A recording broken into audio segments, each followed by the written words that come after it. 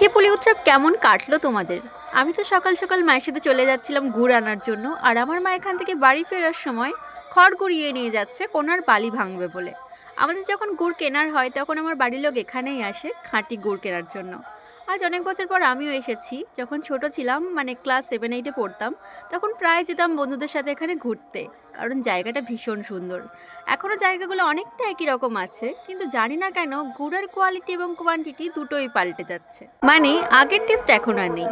তো বাড়িতে এসে একটু গুড় টেস্ট করার পর আলপনা দেওয়ার জন্য খড়ি মাটি আর চালের গুঁড়ো একসাথে গুলে দিচ্ছিলাম। আলপনাটা আমার মাই দিয়েছে, আমি দিইনি।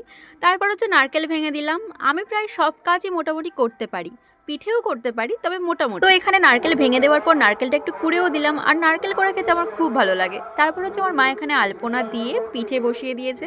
তো আজকের ভিডিওটা তোমাদের কেমন লাগলো আমাকে কমেন্ট করে জানিও, আর ভালো লাগলে অবশ্যই লাইক অ্যান্ড সাবস্ক্রাইব করে নিও। Thank you.